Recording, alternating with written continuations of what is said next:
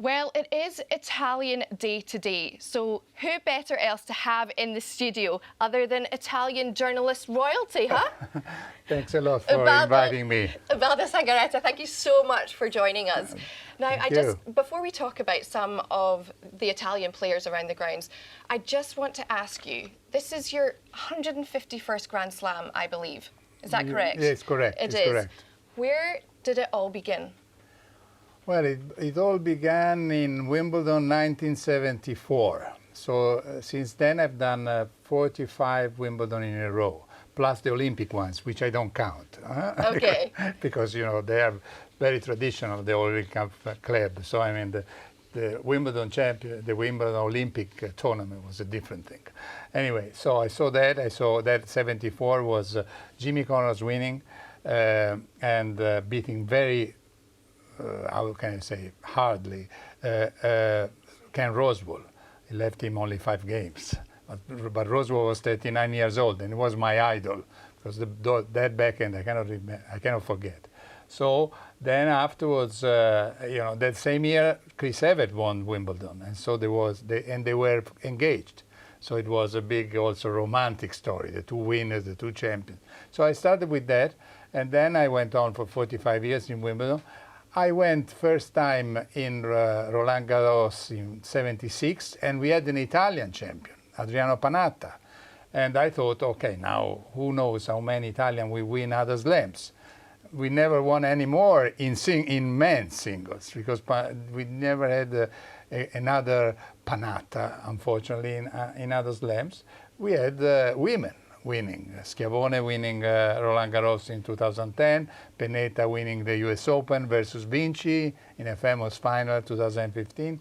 So altogether there are 45 Wimbledon, 43 Roland Garros, 35 US Open, and 28 Australian Open. So wow. Australian Open, I'm just a newcomer. Yeah, absolutely. You weren't born when I came. And it was the time when Brian Tobin was the president of Australia Tennis, and also after the International Tennis Federation. He was inviting the journalists, say, please come. It's a privilege for us to have you. Now it's a less privilege. I mean. Well, you've covered just a few decades of tennis so far, and obviously met some very great friends along the way, and some famous friends. I'm sure you have some here, as we see some pictures here. I'm sure you have some great stories with Boris, don't you? Yeah, well, about Boris is I think it's a funny story, very funny story. Here you see with Rod Laver. I play with all the best left-hander of the world. I mean, Laver, Navratilova, and McEnroe. So I mean, not in a real tournament, tennis I must royalty. say. So tennis royalty. That is with Fred Stolli at the Circolo Tennis Firenze, Florence, where my father was the president. I have been doing a lot of different things. But anyway, so you were asking me about Becker. Well, it was a funny story. Becker, 91, comes back versus Ivan Lendl, loses the first set and wins in 4 sets. For the first time, a German player is #1 in the world after winning the Australian Open. So on the next day on Lufthansa flight from Melbourne to Frankfurt, we are together in the same flight. And Becker is offering, terribly, incredibly excited. He's offering champagne to all the business class. And I'm sure you're accepting at this point. Yes, of course. And next to me, there was the doctor of the German Tennis Federation, and Becker was coming often to talk to him. Then, in the middle of the night, they were talking German, and I speak other languages. I speak French, Spanish, English, and some Portuguese, but no German. So I fell asleep, and suddenly I woke up because someone falls on me, and it's Boris Becker almost kissing my neck. And I said, "Hey, Boris, what are you doing?" Sorry. He was a bit drunk after all this champagne now. And so he said, sorry, but what can I do for you? Sorry, forgive me. I said, well, it's very simple. Next Thursday, in 3 days, I will be in Dortmund because Italy is playing Davis Cup versus Germany. So you give me a one-on-one interview, and we are even. Journalist through and through, huh? Yeah, I was quick, because after being sleeping, So he said, yes, you'll get it. But I was sure I wouldn't get it, because when we go to the Dortmund, there are 200 German journalists. 200 because first time German player #1 in the world. Yep. Davis Cup coming back from Australia, nobody had the chance to talk to him. And so there is the press conference presenting the Davis Cup, Italy versus Germany in Dortmund, Westfalen Arena. And Boris, after half hour, says, now please empty the room because I have a one-on-one interview. So everyone is looking to each other. All the Germans say, oh, someone must have paid $1 million to get an exclusive interview. And then they all go out. Nobody understands. And Boris say, okay, stay here. And then there is that picture you saw. Yeah. It was my scoop, which was due to a very fortunate coincidence. And so I had this, this chat with Boris. It was fun. I mean, did he give you some good scoop? Yeah, well, I was on his tales on the tour. I think it was good. I mean, I was talking about, I could ask him about the Italian players. He had played here against Camporese, 14-12 in the fifth, a match which lasted 5 hours and 10 minutes or something like that. So one of the longest match ever. So I could ask him about Camporese, who actually in that match beat Michael Stick. That was 91, and Stick in 91 won Wimbledon finals, beating Boris Becker. Wow. So there were a lot of, it was fun. It was fun. I enjoyed. And then tennis has been my life. Absolutely. Well, you have to enjoy those moments because they don't come around very often, I'm sure. But talking of Italian players, you have one live on the court right now. Andrea Seppi is up against Jordan Thompson. And he has won the first set 6-3 and he's leading 3-2.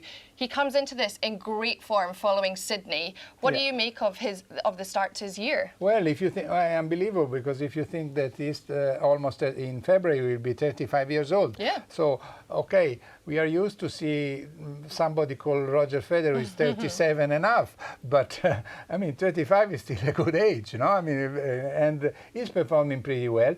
For some reason, he plays unbelievable well here when he is in Australia. He must love Australia. The heat. He must like the heat. Yeah. Well, because it's strange because when he plays on our court in America, he had a terrible record. He never did something really great. Here, he beat Federer a few years ago, and then 1 year he beat Kyrgios. The year after he beat Federer, he lost to Kyrgios, having match point, and was exactly the opposite of what had happened the year before. So. He likes it here, and the reason why he's performing well is because during the Christmas vacation he can prepare the tournament. And he has the time. He has the time, and he is determined. I met him when he was 18 years old here at the Australian Open first time, and he was talking more German than Italian because he lives and he was born at the border between Austria and Italy. And his Italian was not that great because in the family, the parents were talking German. And so he was very shy. And now he's completely changed. First of all, he lives more close to Rome. He speaks with a good Italian. He's making jokes. He's a really nice guy. I never had the smallest problem with him. While with Fognini, sometimes I have. Who doesn't have problems with Fognini? Well, he's one of the most passionate players on the tour. Well, Ubaldo, you're known for pretty much having the first question in press conferences. But the other day, you didn't quite perform well. No, you didn't quite live up to your reputation. That's true. Let's take a look. It's quite embarrassing.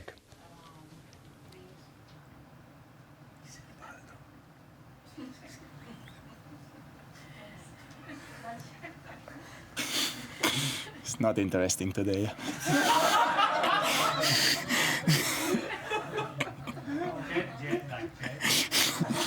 Buongiorno, Ubaldo. No, non c'è un problema.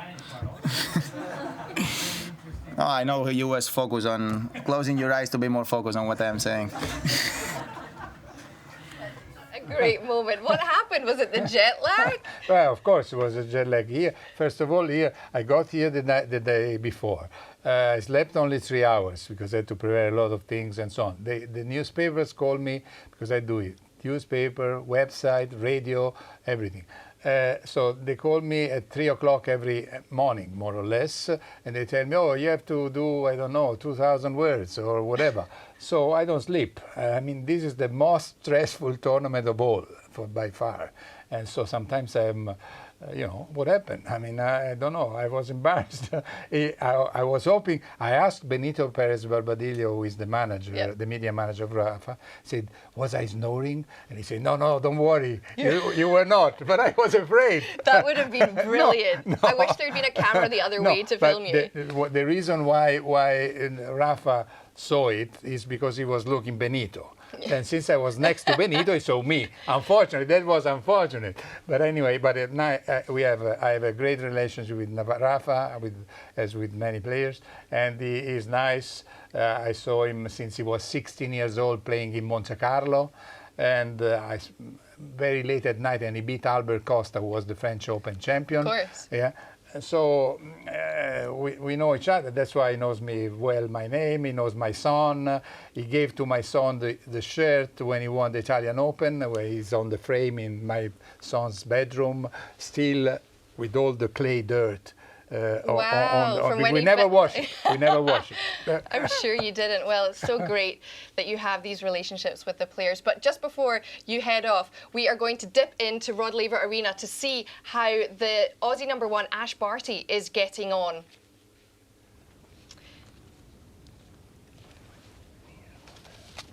This is in the first set. Set point to Ash Barty. And there it is. She takes it 6-2 against Wang Yifan of China.